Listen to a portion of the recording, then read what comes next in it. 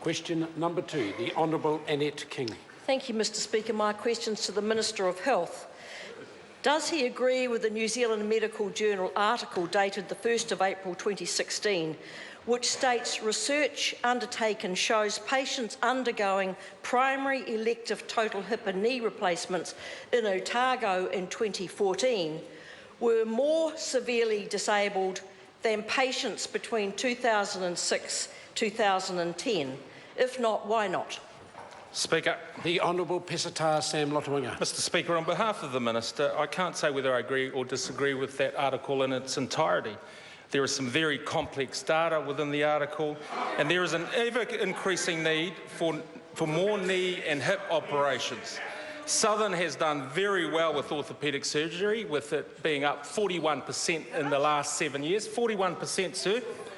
And the number in hip and knee surgeries in the Southern District Health Board region has not decreased. In fact, it has gone up 10%.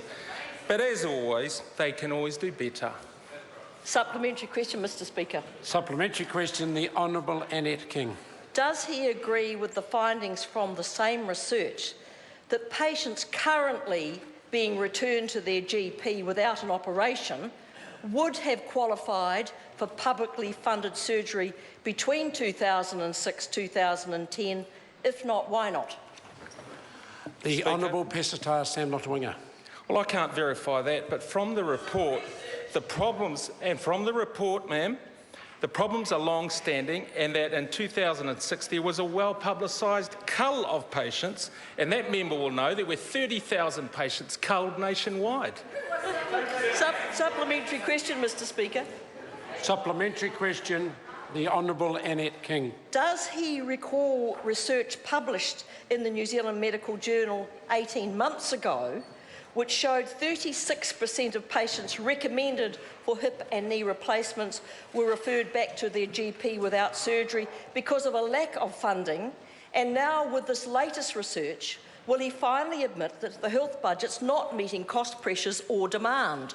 Either of those two supplementary questions, the Honourable Pesata Sam Mr Lotu-Iiga. Speaker, that member knows that health spending has gone up over $4 billion since this national government took the Treasury benches. She also knows that there are 50,000 more surgeries done since 2008 per year. In fact, in the southern region, that member will know that hip and knee replacements are up 10%, orthopaedic surgeries are up 41%, and in the last 6 years, listen to this, in the last 6 years, there were over 639 more surgeries done for knee and hip than the last 6 years of the Labor government. Shameful. Supplementary question, Barbara Kuriga. To the Minister. Order. What new initiatives has the government announced to further improve the quality of life for people suffering muscle and bone pain? Mr Speaker. The Honourable Pesata On behalf of the Minister, that's a good question. As well as delivering more surgeries, we are implementing a new medical early intervention strategy named Mobility Action Teams to help reduce suffering from muscle and bone pain. The government has invested over $6 million during this term to set up these new mobility action teams. They'll be locally driven, they'll be made up of a number of health professionals, including GPs, physiotherapists and chemists and other professionals.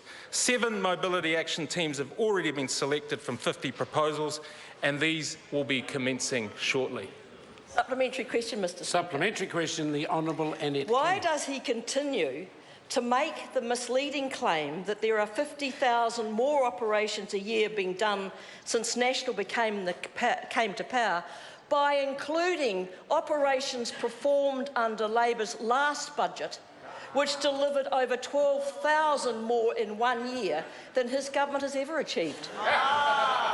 The Honourable Pesata Sam Well, that Lotu-Iiga. member knows the figures, and that member knows, as I said, I'll say it again for that member in case she didn't hear the first time, 50,000 more surgeries. In fact, in terms of hip and knee replacements, which that member asked about earlier, there are 2,000 more today than there were ever under the Labor government, and she knows it.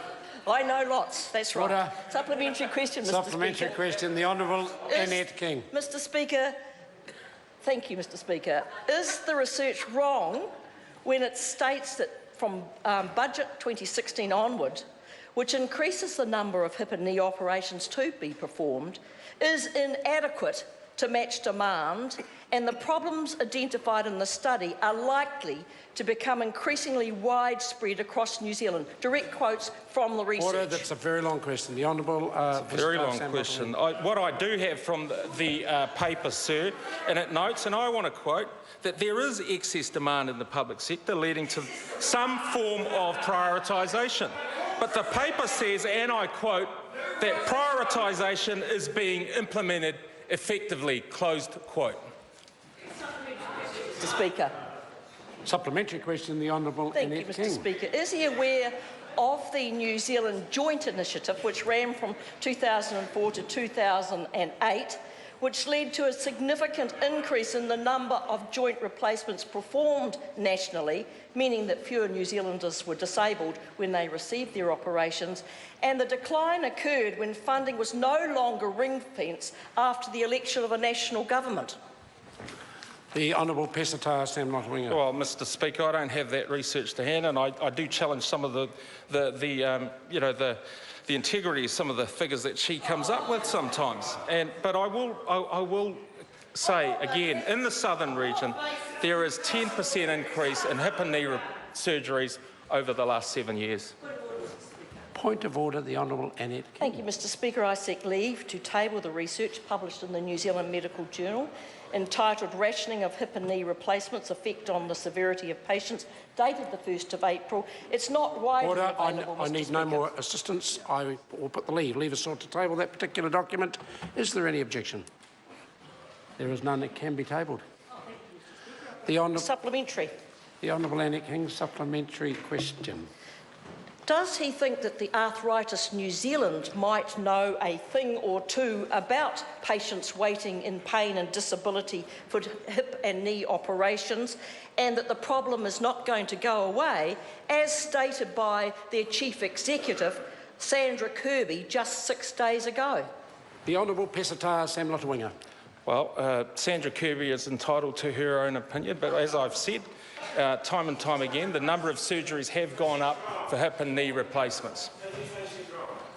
Speaker. Order. Point of order, the Honourable Annette I seek leave to table research published in the New Zealand Medical Journal entitled The Impact of the 6-Month Waiting Target for Elective Surgery, dated the 7th of November 2014. It's not widely available, Order. Mr. I'll Speaker. put the leave sought to table that particular information. Is there any objection? There is none. It can be tabled.